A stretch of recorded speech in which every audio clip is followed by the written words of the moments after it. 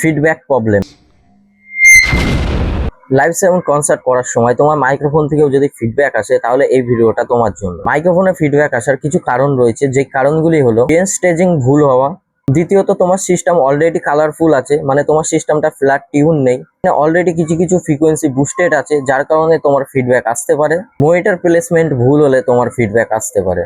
এবং তোমরা যদি এটা না বুঝে থাকো যে কোথায় মাইক্রোফোনের পোলারিটি চেঞ্জ করতে হবে, কোথায় মাইক্রোফোনটা আমার ঠিক রাখতে হবে, এই জিনিসটা যদি তোমরা না জেনে থাকো তাহলে তোমাদের ফিডব্যাক কখনোই তোমরা কাটতে পারবে না।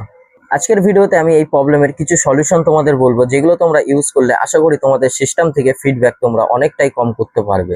প্রথমত তোমাদের শিখতে হবে একটা মাইক্রোফোনের কিভাবে গেন স্টেজিং করতে হয়, আর এর জন্য দরকার তোমাদের ওপেন ফিল্ড এক্সপিরিয়েন্স। এটা তোমরা কোনো ভিডিওর মাধ্যমে শিখতে পারবে না।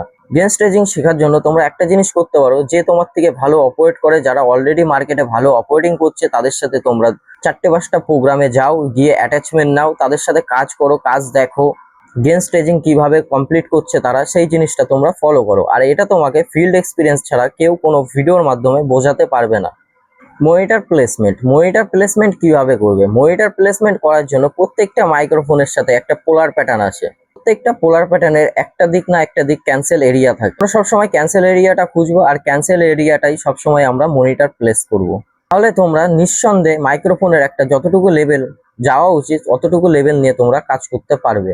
আমরা করব, যদি আমাদের গেইন ব্যালেন্স সঠিক থাকে তাহলে আমরা একটা মাইক্রোফোন যখন টিউন করব, তার যখন লেভেলটা তুলবো, তখন যদি হালকা হালকা সিটি আসতে থাকে, সেটা আমাদের ধরতে হবে যে কোন ফ্রিকোয়েন্সি থেকে সিটি আসছে। যদি তোমার কাছে একটা গ্রাফিক ইকুয়ালাইজার বা প্যারামেট্রিক ইকুয়ালাইজার থাকে তাহলে তুমি সেই সিঙ্গেল ফ্রিকোয়েন্সিটাকে কাট করতে পারবে। আর যদি তোমার কাছে কোনো ইকুয়ালাইজারই না থাকে, যদি তোমার কাছে শুধু মিক্সারই থাকে, তাহলে তোমাকে ধরতে হবে যে সেই ফিডব্যাকটা কোন ফ্রিকোয়েন্সির থেকে আসছে, সেটা বেস, ট্যাবেল, হাই, মিড, যেই ফ্রিকোয়েন্সির থেকে আসছে তোমার ফিডব্যাকটা, সেই ফ্রিকোয়েন্সির অংশটা হালকা করে কমিয়ে দেবে, তোমার ফিডব্যাক আসা বন্ধ হয়ে যাবে।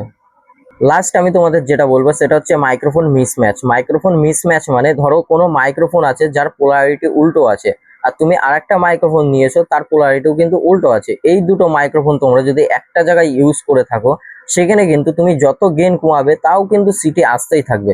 তো মাইক্রোফোনের যেটা পোলারিটি আছে সেটা বোঝা কিন্তু খুবই ইম্পর্টেন্ট। আবার তুমি এইভাবে বুঝতে পারো, যখন আমরা একটা সিনেয়ারে দুটো মাইক্রোফোন কানেক্ট করব, যখন একটা মাইক্রোফোন উপর থেকে আসবে, যখন আরেকটা মাইক্রোফোন নিচ থেকে যাবে, তখন কিন্তু সাউন্ডটা একদম ফ্ল্যাট হয়ে যাবে, কারণ দুটো ডাইফ্রম কিন্তু দুই দিকে কাজ করবে। তখন কিন্তু আমাদের যে কোনো একটা মাইক্রোফোনের পোলারিটি চেঞ্জ করতে হতে পারে।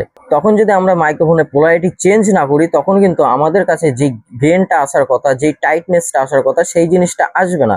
আর তুমি তার জন্য কি করবে? গেইন বাড়াবে অথবা ইকুইং করার চেষ্টা করবে, আর তখনই তোমার ফিডব্যাক আসা শুরু হবে।